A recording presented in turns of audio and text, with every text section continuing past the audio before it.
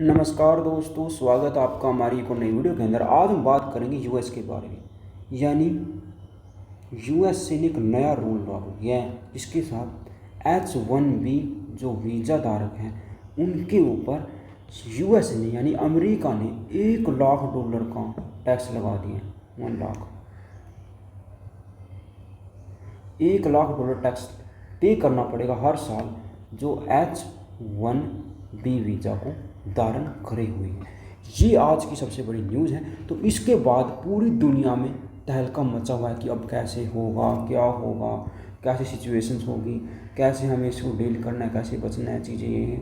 क्योंकि तो अमेरिका के अंदर है ना, अमेरिका के अंदर यूएसए के अंदर हर साल H1B वीज़ा के तहत लगभग 85,000 लोग जाते हैं। पहले यहाँ कोई लिमिट नहीं थी, सरकार ने रिसेंटली 85,000 लगा दिया कि 85,000 ही जा पाएंगे। और इसके ऊपर एक चीज़ और है, 85,000 लोग जो जा रहे हैं उनको भी लॉटरी के तहत ही वीज़ा मिलता है। ऐसा नहीं जो भी अप्लाई करे हर किसी को मिल जाए, यानी कि 4 में से किसी एक बंदे को ही यह वीज़ा मिलता है, H1B वीज़ा। इतनी ज़्यादा इसकी डिमांड होती है। H1B वीज़ा होता क्या है, इसके बारे में बात कर रही थी। देखो, जो H1B वीज़ा है ना, ये वीज़ा वर्क वीज़ा है। ये है वर्क वीज़ा, यानी कि लोग वर्क करने के लिए जाते हैं। यहाँ पर जो हायर टैलेंटेड पीपल हैं वही वहाँ पर वर्क वीज़ा के तहत, जिन्होंने ग्रेजुएशन ऑलरेडी कर रखी है, जैसे कि ज़्यादातर यहाँ पर बच्चे जाते हैं आईटी सेक्टर से, जो सॉफ्टवेयर इंजीनियर वगैरह हैं वो सीधे जाते हैं यहाँ से अमेरिका की तरफ। और अमेरिका में जा कर के नए नए इनोवेशंस करते हैं, नई नई टेक्नोलॉजी को बनाते हैं, जिस वजह से अमेरिका बहुत ज़्यादा आगे आता है। ठीक है, तो अब आगे क्या है, आगे की बात बता देते हैं। यहाँ पर ये बता रहे $1 लाख फीस लगा दी गई है H1B वीज़ा के ऊपर, जो H1B वीज़ा को धारण किए हैं उनके ऊपर। ये डोनाल्ड ट्रंप जी दिखा रहे हैं और इन्होंने साइन भी की है खुद से। और इनका मेन पर्पज़ क्यों था, ऐसा क्यों किया? डोनाल्ड ट्रंप ने इलेक्शन कैंपेन में एक बात रखी थी। उन्होंने कहा था कि मेरे को जो अमेरिका के अंदर विदेशों से काफ़ी सारे लोग आते हैं और वो यहाँ पर हायर पोस्ट पर बैठे हुए हैं, हायर पोस्ट पर हैं, क्योंकि जो खुद अमेरिकन है उनको वो जॉब मिल ही नहीं पाती है। और ट्रंप चाहते हैं कि अमेरिका के लोगों को जॉब मिले, इसलिए उन अमेरिकन की जॉब को प्रोटेक्ट करने के लिए इसके ऊपर उन्होंने $1 लाख की फ़ीस लगा दी है।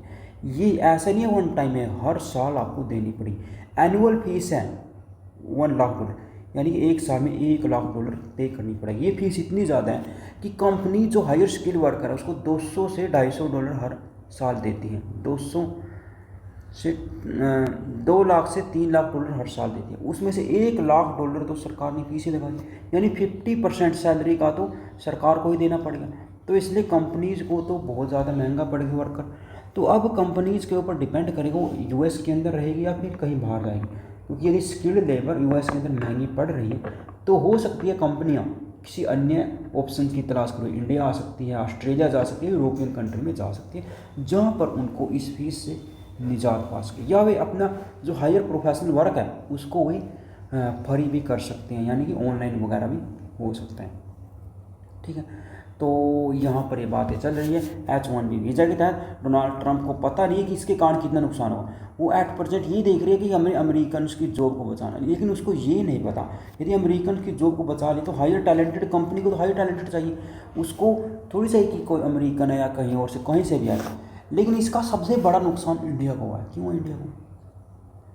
हर साल 85,000, आपको बताया था मैंने, 85,000 H1B वीज़ा दिए जाते हैं। इसमें से लगभग 70% इंडियन ही होते हैं, यानी 60,000 के तकरीबन इंडियन ही होते हैं, जो इंडियन की टेक कंपनियाँ जैसे इन्फोसिस, TCS से बच्चे जाते हैं हायर टैलेंटेड के होकर के। तो इसके इंडिया को नुकसान होगा क्योंकि इंडिया के लोग बाहर जा नहीं पाएंगे, इंडिया के लोग बाहर नहीं जा पाएंगे तो फिर उनके ऊपर बहुत ज़्यादा दिक्कतें होंगी। $1 लाख पे करने पड़ेंगे उनको। ये नए एप्लीकेंट के ऊपर है, जो नए एप्लीकेंट आगे जाने वाले उनके ऊपर, पुराने के ऊपर अभी तक छूट दे रखी, हो सकता है पुराने के ऊपर भी जल्दी लागू हो जाए। ठीक है, तो और अब इससे क्या होगा, इससे सबसे बड़ा नुकसान इंडिया को होगा क्योंकि इंडिया की स्किल लेबर वहाँ पर जा नहीं पाएगी। अब हम इसके बारे में थोड़ी डिटेल में जान भी लेते हैं आखिरकार है क्या। जो 1H1 वीज़ा है वो नॉन इमिग्रेंट के लिए, यानी कि नॉन इमिग्रेंट वर्क वीज़ा है, यानी इसके तहत लोग वर्क करने के लिए जाते हैं, वो भी अमेरिका जैसे कंट्रीज़ के अंदर, अमेरिका ही इसको अलाउ करता है। सो यह स्किल्ड फॉरेन लेबर के लिए, या जो वहाँ पर हायर टेक जो लेबर है वो यहाँ पर जाती है, मैंने आपको बता दिया था। तो अब आगे बताते हैं फीचर और एलिजिबिलिटी क्या है। इसके लिए जो H1B जो वीज़ा है, इसके लिए अप्लाई करने के लिए आपको कम से कम एक बैचलर डिग्री तो आपको होनी चाहिए। और क्या होना चाहिए, एम्प्लॉयर के पास सेल्फ एप्लीकेंट जो है वो अलाउड नहीं होगा, ठीक है। और माने कि सेल्फ एप्लीकेंट इसको अप्लाई नहीं कर सकता, इसके लिए आपको हायर डिग्री चाहिए। और यहाँ पर बात की गई है, शुरुआत में यह वीज़ा केवल 3 साल का था, अब इसे एक्सटेंड करके 6 साल भी किया जा सकता है। यानी कि सर में 3 साल का मिलता है, उसको 3 साल और एक्सटेंड करके 6 साल मिलता है। उसके बाद क्या होता है सर, आप सोचें, उसके बाद आपको ग्रीन कार्ड अप्लाई करना होता है। यदि आपको ग्रीन कार्ड मिल जाता है तो आप बन जाते हैं अमेरिका के सिटीजन, यानी लाइफ टाइम आप अमेरिका में रह सकते हैं।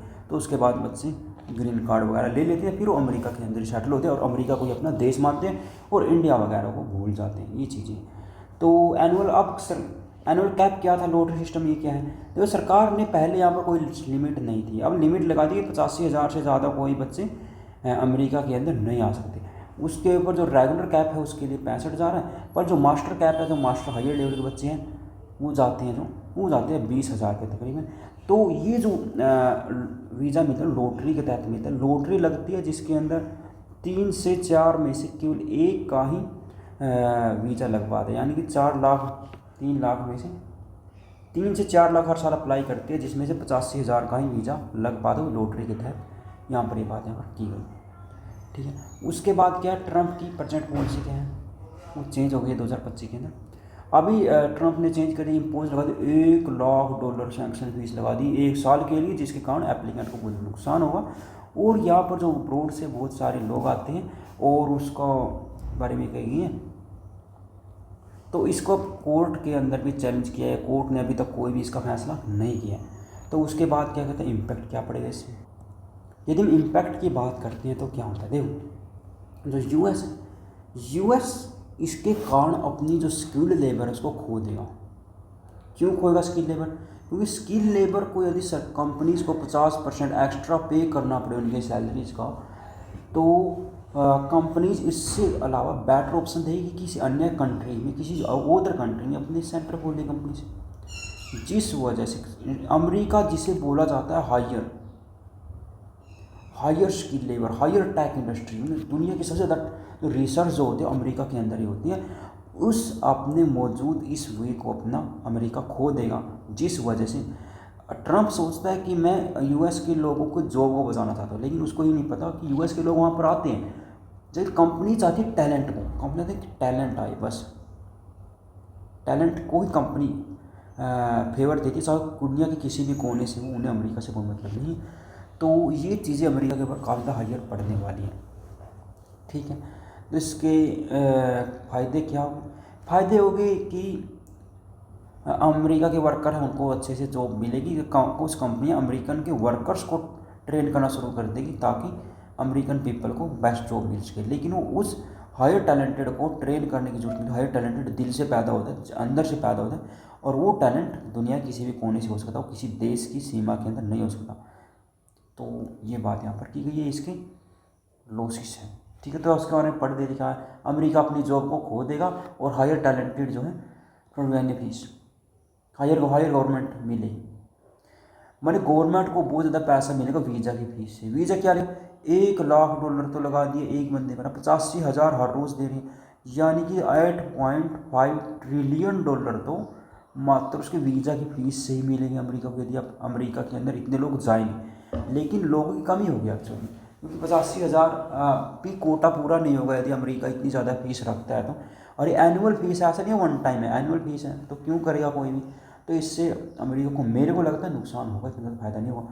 तो कौन क्या है, नुकसान क्या है कि शॉर्टेज होगी स्किल्ड वर्कर की, और जो मीडियम और स्मॉल एंटरप्राइजेज हैं उनके अंदर तो बहुत ज़्यादा शॉर्टेज होगी, क्योंकि वो मान लीजिए $50,000 कोई कंपनी सरकार पे कर रही है किसी वर्कर को, और $1 लाख कंपनी को पे करना पड़ जाए, सरकार को पे करना पड़ जाए, तो यानी कि सैलरी से ज़्यादा सरकार को ही पे कर रही है। तो मीडियम और स्मॉल कंपनियाँ तो वैसे ही हायर स्किल्ड को एंट्री नहीं कर पाएगी, ठीक है। रिस्क और ग्लोबल कंपटीशन है, यहाँ पर रिस्क लूज हो जाएगा अमेरिका का।